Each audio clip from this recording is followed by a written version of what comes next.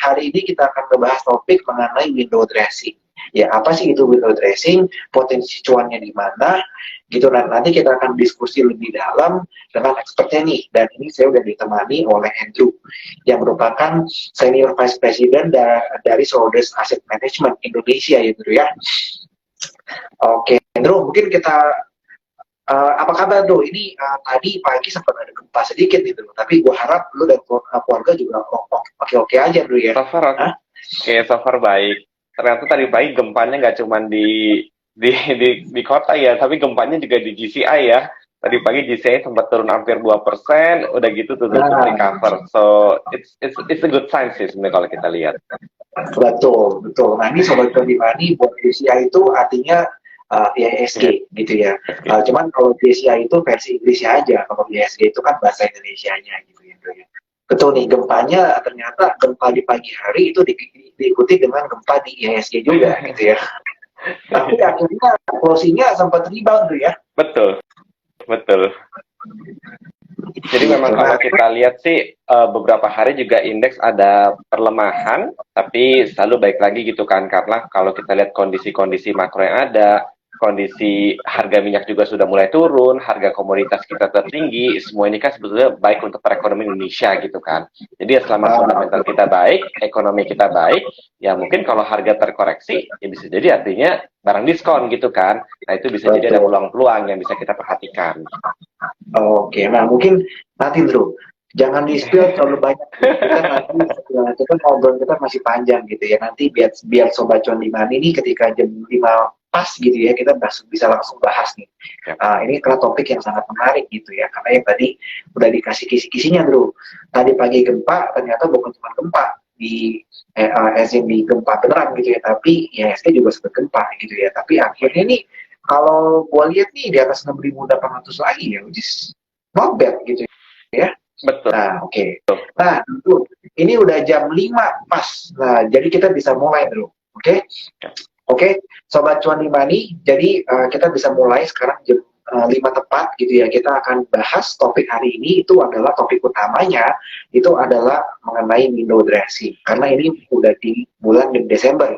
Itu kita rasa ini waktu yang tepat tuh ya untuk ngebahas apa sih window dressing buat Sobat Cuan di Money yang mungkin baru pernah dengar mengenai window dressing, apa sih window dressing, apa sih potensi cuan yang Sobat di Money bisa ambil, dan bagaimana manfaatin peluang yang ada gitu ya di tengah sebenarnya fluktuasi market yang ada yang sebenarnya bagus gitu tuh ya, nggak semua fluktuasi itu jelek gitu ya. Nah ini kita akan bahas Sobat Cuan di Money dengan ahlinya, yaitu dari Andrew Handaya.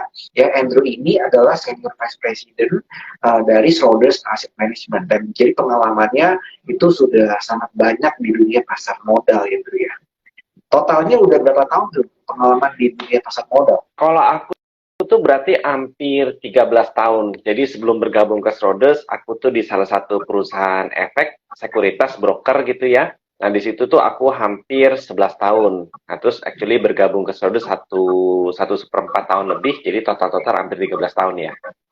Oh, oke. Total pengalaman di pasar modal sudah 13 tahun gitu ya. Wah, luar biasa. Jadi udah 13 kali dulu ngalamin window dressing gitu ya. Nah, Oke, sebelum kita masuk ke topik utama nih, bro.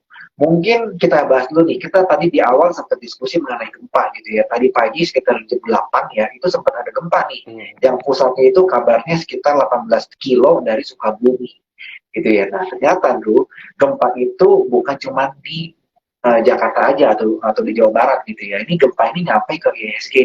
Tadi di sesi pertama IHSG sempat turun 1,7% ya. Sempat di bawah 1.700 gitu. Tapi akhirnya itu kembali rebound dan tutupnya itu di atas 6.800 gitu. Dan kalau kita lihat bro, ini sebenarnya penurunan IHSG yang di hari kelima atau di hari ke-6 gitu ya, di awal bulan ini gitu ya, di hari kelima mungkin ya. Nah ini boleh nggak bro, Sobat Cuan di Money dikasih market sedikit, dikasih update sedikit nih, ada apa sih dibanding dengan IHSG gitu?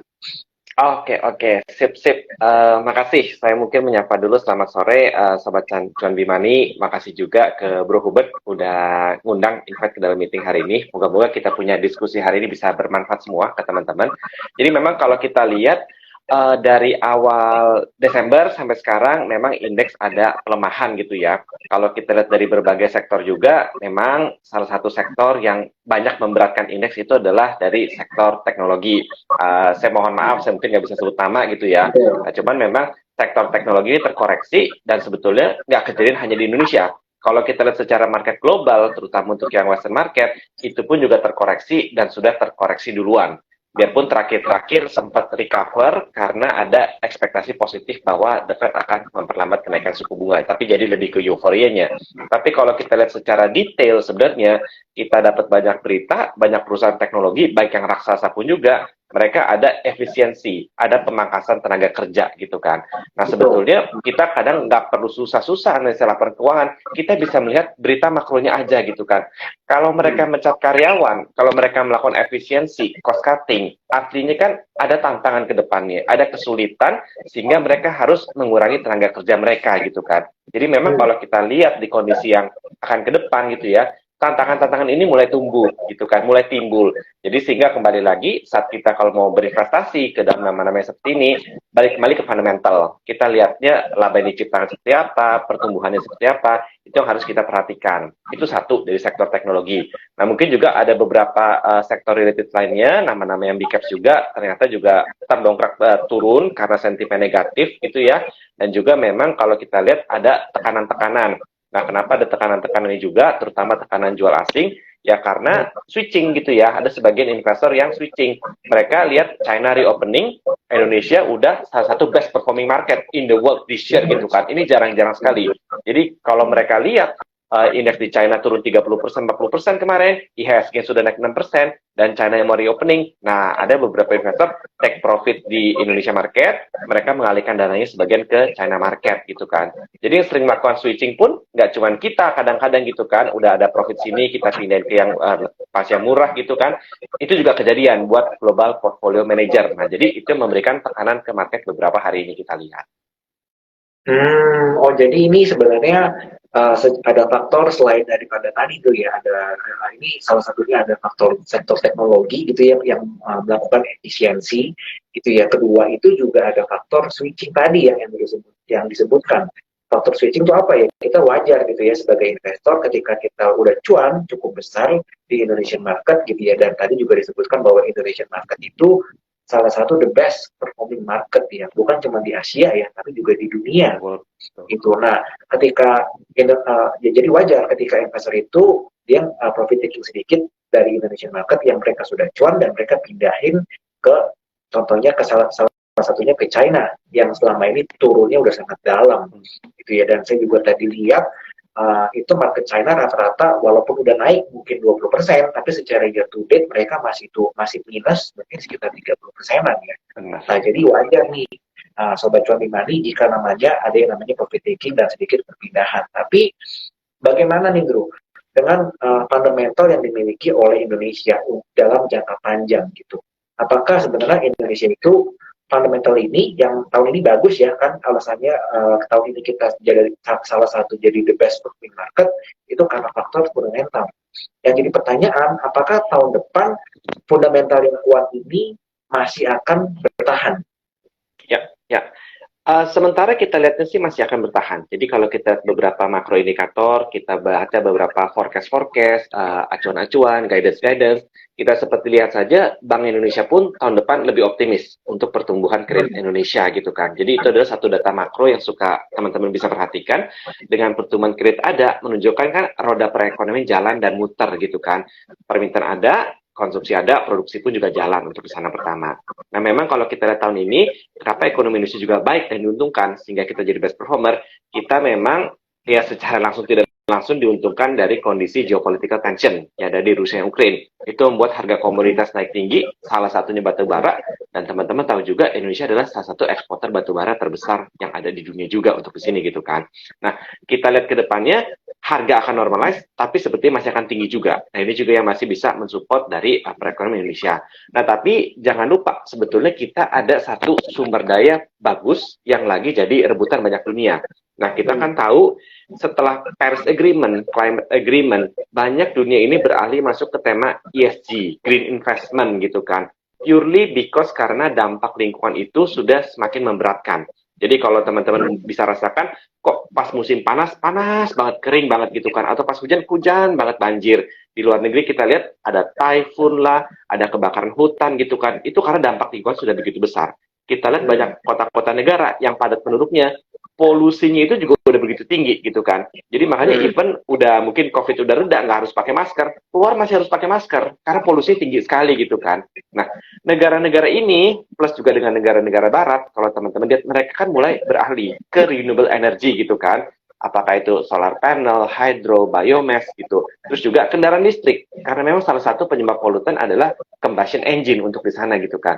Nah, kalau mau beralih ke kendaraan listrik atau renewable energy, perlu adanya baterai untuk kendaraan listrik gitu kan. Nah, salah satu komponen tambang untuk baterai adalah nikel, tembaga, aluminium, kobalt gitu kan untuk kendaraan listriknya juga. Nah, Indonesia punya cadangan besar sekali untuk di sana. Makanya kalau teman-teman lihat dari KTT G20, B20 kemarin, banyak investasi masuk ke Indonesia karena cadangannya ada di sini gitu kan. Terakhir pun juga kalau kita lihat seperti yang saya boleh kuotasikan dari statementnya Pak Jokowi pas 17-an kemarin juga mengatakan ekspor kita punya iron and steel itu udah meningkat 20 kali lipat dibandingkan dengan 10 tahun yang lalu. Karena potensi besar, orang-orang masuk taruh FDI-nya untuk investasi di sini, nah ini memberikan nilai tambah gitu kan.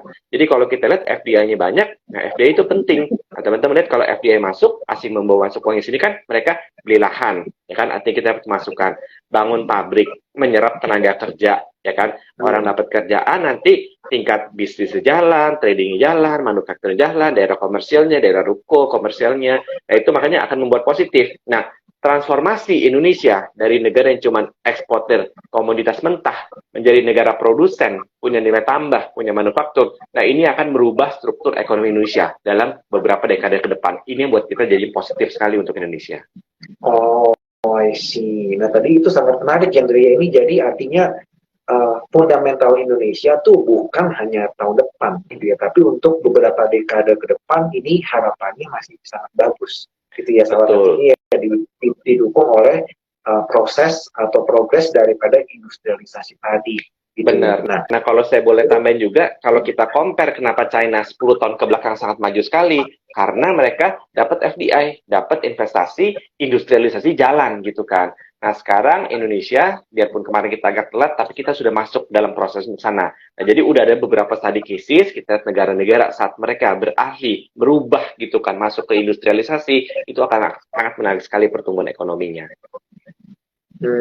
Benar, karena ripple efeknya juga sangat luas gitu ya. Kalau ketika ada FDI atau investasi asing itu masuk, kita juga dapat ilmunya, udah gitu UMKM juga masuk, udah gitu penyebaran ekonomi bukan hanya terkonsentrasi di Jawa aja nih ya. Kalau kita lihat ya, artinya kan FDI itu kebanyakan masuknya di kota-kota apa sih di Indonesia? Apakah cuma di daerah Jawa aja atau sebenarnya ini cukup tersebar dengan luas? Nah, kalau terakhir ini yang kita lihat, investasi ini tuh justru mulai tersebar ke luar Jawa gitu ya, terutama untuk Indonesia bagian timur. Karena memang untuk bahan-bahan tambang yang tadi kita sebutkan, itu letaknya ke bagian Indonesia Timur, Sulawesi, Maluku, dan juga Papua. Makanya kalau Bro Hubert sama Sobat Cuan Bimani lihat, coba cek angka PDB Indonesia kuartal ketiga gitu kan. Daerah-daerah ini, Sulawesi, Maluku, Papua, PDB-nya itu tumbuh 8% dan 7%. Lebih tinggi dibandingkan Jawa yang 5,5% lebih gitu kan. Nah, sekali lagi di sini menunjukkan ada FDI itu terefleksi di angka, di pertumbuhan, ya kan. Kalau cerita kan mungkin Sobat Cuan Bimani bisa bilang, Andrew cuma cerita doang, cuma tesis-tesis doang gitu kan. Tapi ini udah terrealisasikan, angka nggak bisa bohong kalau buat saya gitu ya. Itu udah kita lihat pada kuartal ketiga kemarin. Oke. Oh, jadi benar ya, secara pertumbuhan ekonomi itu juga lebih merata gitu ya, bukan hanya terkonsentrasi di kota atau di daerah tertentu aja. Apalagi sekarang itu sumber daya tadi itu banyak dimiliki oleh Indonesia Timur. Gitu. Tadi itu kita bicara mengenai fundamental jangka panjang. Gimana kalau sekarang kita berbicara yang short term nih, atau yang jangka pendek nih? Ya kan ini kita udah masuk bulan Desember nih. Masuk bulan Desember, dan ini kalau kita lihat statistik ya, selama mungkin satu dekade terakhir, 10-12 tahun terakhir di bulan Desember, itu IHSG selalu ditutup secara bulanan dalam zona hijau. Itu artinya 10 tahun terakhir nggak ada nih di bulan Desember tuh yang secara bulanan minus. Nah itu apa sih itu? Apa sih yang fenomena itu apa sih dasarnya gitu dan kenapa itu disebutnya apa gitu kan? Topik kita kan window dressing gitu. Apakah window dressing itu sesuatu yang nyata atau gimana? Ya, good questions. Memang akhir tahun tuh selalu fenomena menarik gitu ya. Ada orang yang window dressing, ada orang yang bilang Santa Claus rally gitu ya, nanti dapat hadiah dari Santa Claus. Nah, cuman mungkin yang paling besaran yang menarik adalah window dressing. Jadi kalau saya kembali ke terminologi awal, window dressing itu apa sih? Nah, ini sebenarnya berangkat juga dari kalau teman-teman suka belanja di mall, kadang-kadang belum gajian kita window shopping gitu kan. Jadi cuma lihat-lihat di etalase ada barang yang menarik gitu. Nah, kalau window dressing itu secara arti harafiahnya adalah ya yang kita lihat di etalase dipercantik, diperbagus gitu kan, sehingga buat orang menarik. Nah, relasinya apa terhadap investasi? Nah, jadi biasanya di akhir tahun ini banyak aset manager, pengelola dana itu, mereka ingin membuat lebih bagus performance-nya gitu kan. Karena kan seperti kami akan lihat performance kuartalan, semi annually atau annually yang penting. Karena kan seperti performance tahun lalu gimana, 2 tahun lalu gimana, 3 tahun lalu gimana gitu kan. Jadi makanya ada persepsi bahwa fund manager ini menjelang akhir tahun mereka itu akan mulai review lagi portfolionya secara ketat, secara disiplin juga, lihat kira-kira saham yang kurang berpotensi apa mereka jual, mereka cari saham-saham yang berpotensi gitu kan, terutama untuk persiapan menjelang tahun depan. Jadi itu apa yang dilakukan dengan fenomena window dressing untuk di situ. Nah, kedua juga pergerakan ini bisa dilakukan karena kalau kita ingat musim pembayaran dividen juga kan sekitar bulan 3, bulan 4, bulan 5 tahun depan gitu kan. Jadi beberapa dari fund manager ini juga pengelola aset mereka mulai kira-kira nama-nama mana nih yang mungkin sekarang harga terkoreksi tapi beberapa bulan ke depan bisa imbas positif karena menerima dividen juga untuk di sana. Nah, itu satu. Nah, kenapa juga biasanya bulan Desember bergerak positif? Ya karena kita tahu Desember adalah salah satu musim liburan terbesar gitu kan. Makanya orang-orang suka lihat kalau festivity season bagus, orang-orang keluar, jalan-jalan, belanja, shopping gitu kan. Itu kan sekali lagi akan muter roda perekonomian. Laba dari perusahaan akan naik juga gitu. Jadi kalau orang lihat kira-kira musim liburan kali ini bagus, nah orang-orang pun juga beberapa investor akan beli saham-saham retailer, beli saham-saham consumer, saham-saham leisure gitu kan. Karena menunjukkan itu uangnya akan masuk ke laba-laba perusahaan untuk di sana. Nah, jadi memang fenomena ini persiapan untuk menjelang tahun berikutnya dan juga karena festivity season, orang-orang juga moodnya lebih bagus, itu yang memang rata-rata bisa membuat pergerakannya secara tren, secara historis lebih positif di bulan-bulan ini.